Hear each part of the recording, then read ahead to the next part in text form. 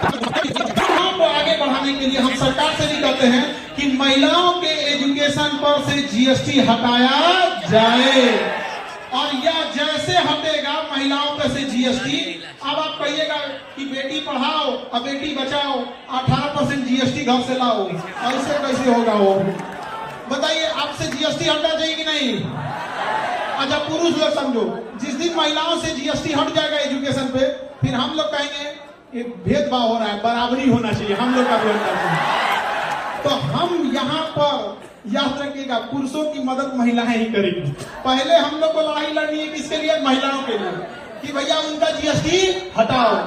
जब उनका जीएसटी हट जाएगा तो ये जिम्मेदारी महिलाओं पे होगी कि हमारे भाइयों के साथ भेदभाव क्यों, शिक्षा पर सबका अधिकार है, उनका भी हटाओ, नहीं होना चाहिए।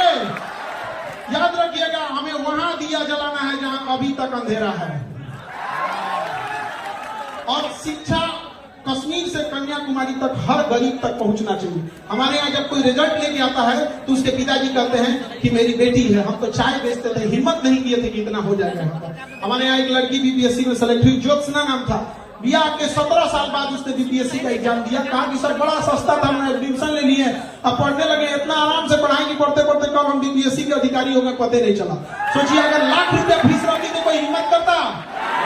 कोई हिम्मत नहीं करता। अरे हम लोग के पास पैसे का अभाव आ गया तो लोग हमको अलग अलग बोलने लगे। हम एक बार दिल्ली में थे तो एक आदमी के यहाँ घर में काम कराना था, घर नहीं होता है, जोड़ाई उड़ाई कराना था, तो लेबर वगैरह की जरूरत थी। तो उन्होंने हमसे कहा कि खान सर बिहारी नहीं मिल रहे हैं। हम कहें कि भैया आपको काम कराना है, लेबर की जरूरत है, तो कहीं का रख लीजिए लेबर, यूपी का रख लीजिए, राजस्थान का रख लीजिए, हरियाणा का रख लीजिए, क्या जाता है। वो दिल्ली में था। तो उन्होंने क्या जवाब दिया पता है? कि सर हमारे यहाँ ना लेबर को बिहारी ही कहा जाता है। सोचो कितना तकलीफ लगता होगा कि हम लोग कहां से कहां चले गए। जब मगध था ना, मगध, जब हम लोग कहां थे? मगध में।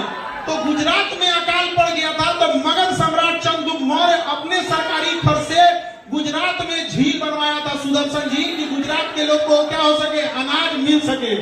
आज हालत ये हो गया है कि यहाँ 8,000 10,000 की मजदूरी करने के लिए बिहार का आदमी कहाँ जाता है? गुजरात जाता है। अरे हम लोग को बड़का बड़का बहुत ज्यादा फैक्ट्री में अपने जरूरत की चीज लगा दो।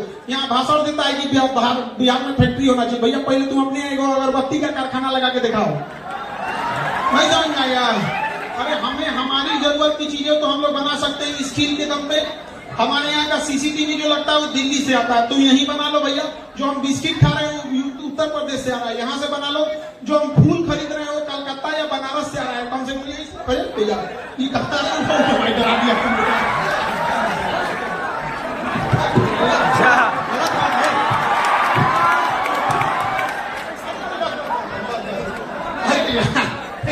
इसको क्या होगा? हमको लगा बीमार पड़ गया बेचारा।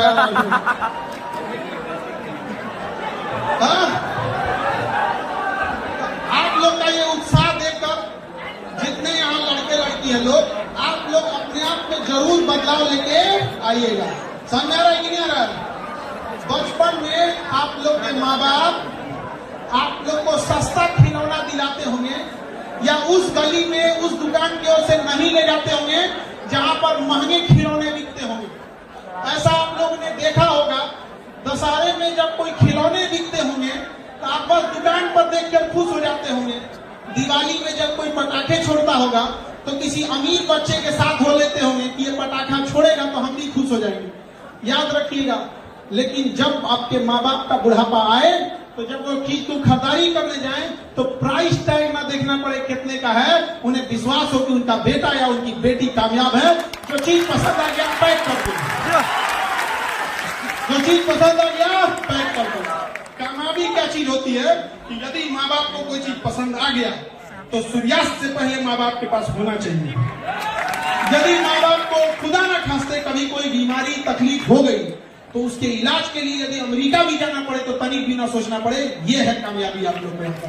जीवन ऐसा होना चाहिए, और स्वयं का पेट न भरे बल्कि अगल बगल का भी ध्यान रखिए। कोई किसान है उसको आप लोग कैसे आगे ले जा सकते हैं, ये सब चीजें बहुत होनी चाहिए। हालांकि हम जब भी चंपारण के कुछ लोगों से मिलते हैं तो उनके अंदर एक तकलीफ देखते हैं, वो समाज को बदलना चाहते हैं, लेकिन उन लोग क्या कर सकते हैं, इतनी कुव्यवस्थाएं रहती हैं। लेकिन याद रखिएगा, धीरे धीरे करके जब पहाड़ों से नदियां निकलती है तो उन्हें ये नहीं पता होता है कि समंदर कितना दूर है। रास्ते में चाहे जितनी भी अड़चन आती है सबको चीरते हुए वो समंदर में जाके मिल जाती है। वैसे आप युवा हैं, आप लोग चीरते हुए इस पूरे बाधाओं को आगे जाइएगा। और याद रखिएगा लड़की लोग जितने भी लड़के हैं, आप लोग एक चीज गौर कीजिए, आप कभी चाइना जाइएगा तो वहां चाइना ने जो सबसे बड़ी ताकत हासिल किया ना, उसने लड़कियों के साथ भेदभाव नहीं किया।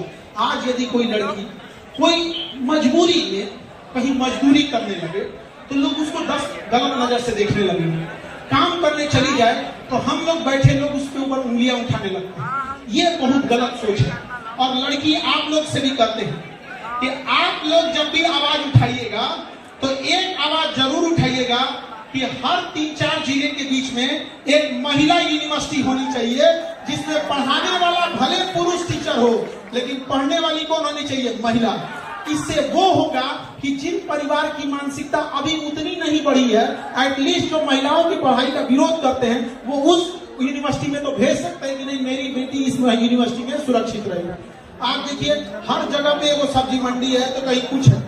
हर जिले के अंदर एक 10-15 एकड़ का सरकार जमीन एक्वायर कर ले और उस जमीन की बाउंड्री करके उसके अंदर जितनी भी दुकानें लगेंगी, अगर वो केवल दुकान महिला ही लगाने लगे तो महिलाओं को एक दूसरे से देख के हिम्मत आने लगेगी। समाज में बदलाव अचानक नहीं होता है, धीरे धीरे होगा। पहले वो अपने पैरों पे खड़ा होना सीखेंगी उस 4 दीवारी के अंदर, लेकिन जब उनके पांव अंगद की तरह मजबूत हो जाएगी तो ये महिलाएं उस 4 दीवारी को पार करके झांसी की रानी की तरह अपना बुलंदी लहरा देंगी। इसलिए जरूरी है एक छोटे से शुरुआत करने के लिए। और आप लोग को देख के लगता है कि जरूर वो शुरुआत हमको लगता है कि चंपारण की धरती से ही होगा, ये तो क्रांतिकारियों की धरती रही है, पता नहीं क्या है इसमें, जिसको देखो यहीं से चीज क्या करता है, शुरुआत करता है। अब चूंकि आप लोग की संख्या इतनी ज्यादा है, ऑडिटोरियम में जगह नहीं है, आप लोग तब से खड़े हैं लोग, हमें भी ठीक नहीं लग रहा है। और इतनी ज्यादा संख्या से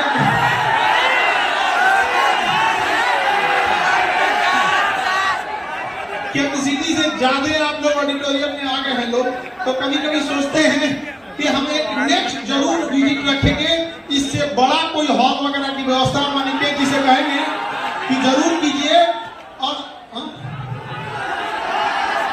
अब हमें यहाँ ज्यादा आइडिया नहीं है, गांधी मैदान तो पटना का भी बहुत बड़ा है, यहाँ भी बहुत बड़ा है, तो यहाँ भी हम जरूर आए। और हम ये चीज जरूर चाहेंगे कि आप लोग जब भी मिले तो एक दूसरे का हाथ से हाथ मिला के चलना सीखिए।